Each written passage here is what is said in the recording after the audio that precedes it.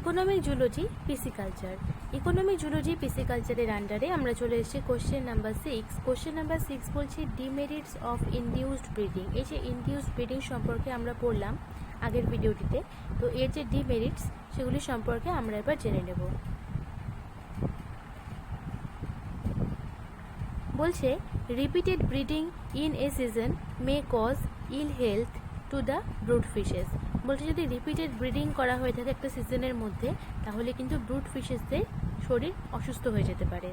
তারপরে বলছে financial loss may অকার, আর্থিক ক্ষতি হতে পারে ইফ মাছ এক্সেস ফিশেস আর প্রডিউসড, যদি যে পরিমাণ দরকার তার থেকেও বেশি সংখ্যক মাছ উৎপাদন হয়ে যায় তাহলে কিন্তু ফিনান্সিয়াল লস ঘটতে পারে।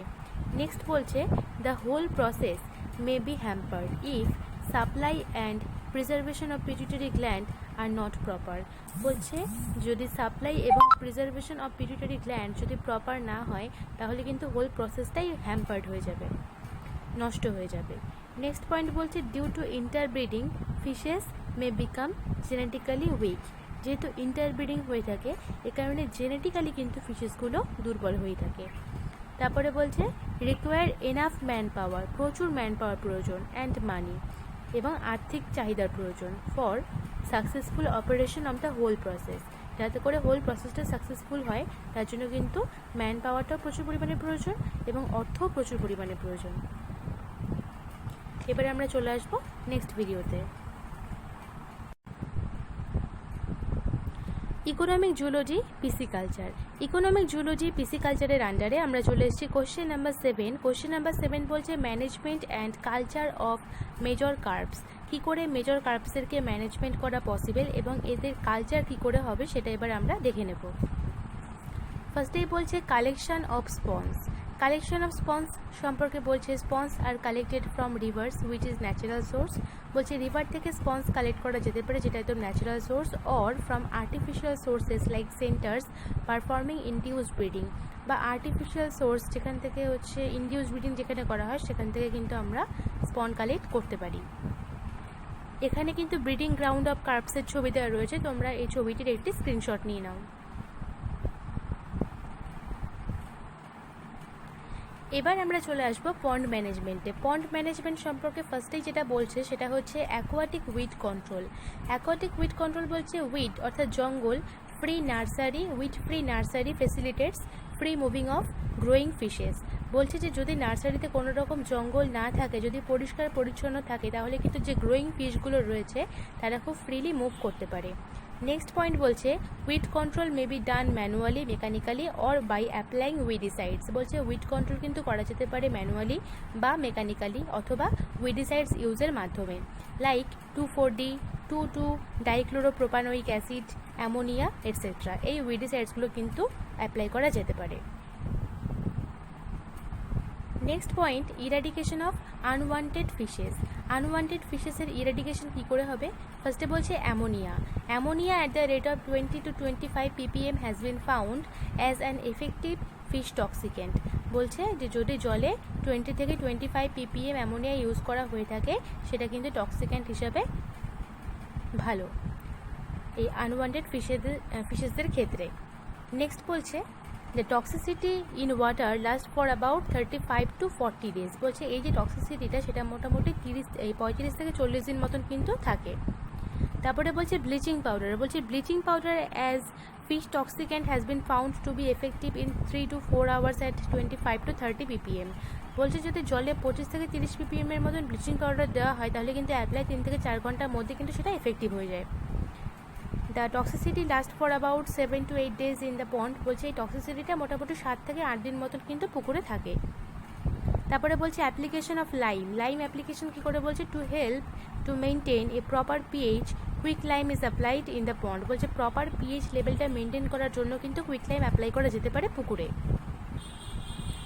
নেক্সট যে মেইন পয়েন্ট সেটা বলছে culture and stocking of fishes. ফার্স্টেই বলছে হ্যাচারিজ।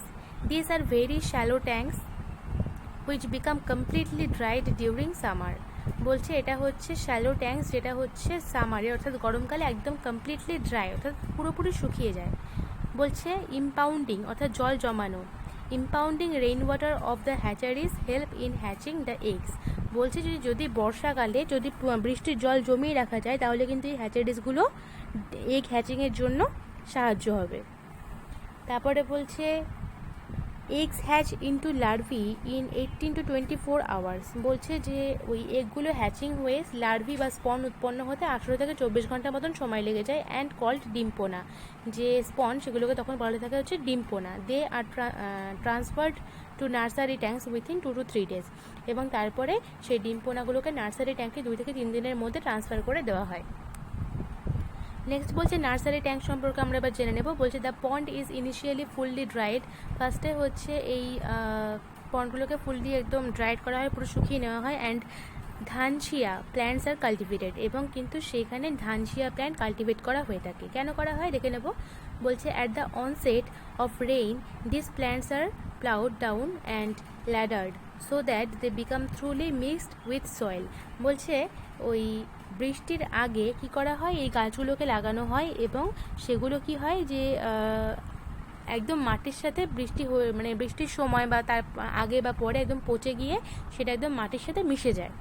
তারপরে কি বলছে this will function as a manure and a large number of phytoplanktons which are food of ডিম্পোনা। তার ফলে কি হয়, যখন বৃষ্টির জল জমা হয় এবং তারপরে যখন হচ্ছে 2 থেকে 3 দিন পরে যে হ্যাচিং যে ডিম্পোনা সেগুলোকে যখন এই নার্সারি ট্যাঙ্কে ছাড়া হয়, তখন কি হয় সেই যে ধানশিয়া প্ল্যান্টের চাষ করা হয়েছিল সেটা যে মাটিতে একদম মিশে গিয়েছিল, সেগুলো কিন্তু প্রচুর পরিমাণে সেগুলো থেকে ফাইটোপ্ল্যাঙ্কটন তৈরি হয়, যেগুলো ওই ডিম্পোনার খাদ্য হিসাবে কাজ করে।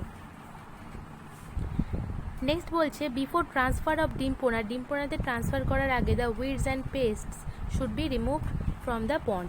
যে জঙ্গলগুলো থাকবে এবং যে পেস্টসগুলো থাকবে সেগুলোকে কিন্তু পন্ড থেকে টোটালি একদম রিমুভ করে দেওয়াটা অবশ্যই জরুরি। নেক্সট বলছে supplementary food are to be applied, এবং সাপ্লিমেন্টারি ফুডও কিন্তু দিতে হবে।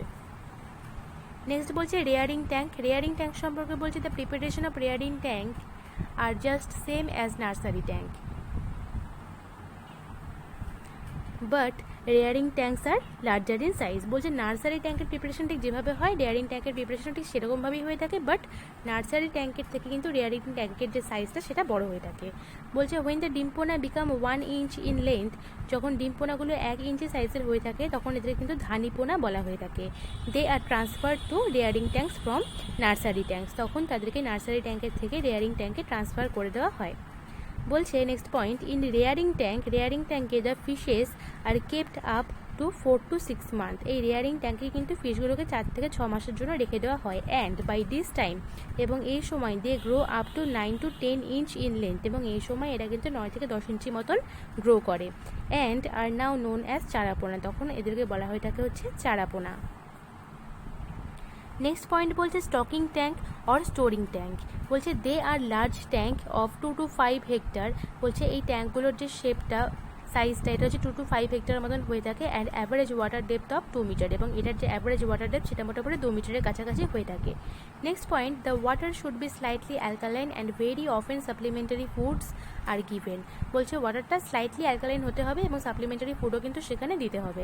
নেক্সট পয়েন্ট বলছে 15 days বিফোর রিলিজিং চারাপোনা 40 kg of lime per bigha is added. বলছে চারাপোনাকে রিলিজ করে দেওয়ার আগে কিন্তু চারাপোনা রিলিজ করার 15 দিন আগে মোটামুটি 40 কেজি লাইম ইউজ করতে হবে পার বিঘাতে। নেক্সট বলছে when the water become clear, যখন হচ্ছে ওয়াটারটা একদম ক্লিয়ার হয়ে যাবে 270 kg of cow dung per bigha is added. তারপরে কিন্তু 270 কেজি কাউডাং পার বিঘাতে অ্যাপ্লাই করতে হবে। নেক্সট বলছে inorganic manure in the form of urea 2 kg per bigha or ammonium sulphate 7 kg per bigha and triple phosphate 6 kg per bigha are added. বলছে organic ম্যানিউরিংও করতে হবে, তার জন্য হচ্ছে যে ইউরিয়া রয়েছে সেটা হচ্ছে 2 kg পার বিঘাতে অ্যাপ্লাই করতে হবে, যে অ্যামোনিয়াম সালফেট রয়েছে সেটা 7 kg পার বিঘা অ্যাপ্লাই করতে হবে, এবং যে ট্রিপল ফসফেট রয়েছে সেটা 6 kg পার বিঘা কিন্তু অ্যাপ্লাই করতে হবে। নেক্সট পয়েন্ট বলছে thereafter in every month 2 kg urea 5 kg ammonium sulphate and 2 to 6 kg single super phosphate are added regularly. এবং তারপরে কিন্তু প্রত্যেক মাসে 2 kg urea 5 kg ammonium sulphate 2 থেকে 6 kg সিঙ্গেল সুপার ফসফেট কিন্তু রেগুলারলি অ্যাড করতে হবে। তারপরে বলছে here fishes grow to marketable size and marketed according to the need and demand. এখানে হেয়ার বলতে HERE হবে, এই ব্যাপারগুলোকে তোমরা নেগলেক্ট করো। বলছে যে এরপরে কি হয়, ফিশগুলো গ্রো করতে থাকে মার্কেটেবল সাইজ, অর্থাৎ বাজারে আমরা যেরকম সাইজের মাছ কিনতে থাকি সেরকম সাইজে এরা গ্রো করে, এবং তারপরে বাজারের চাহিদা অনুসারে এবং বাজারের প্রয়োজন অনুসারে এই ফিশগুলোকে বাজারে নিয়ে যাওয়া হয়। তোমরা এখানে টাইপিক্যাল স্টকিং পন্ডের ছবি দেখতে পাচ্ছ, তোমরা এই ছবিটির একটি স্ক্রিনশট নিয়ে নাও।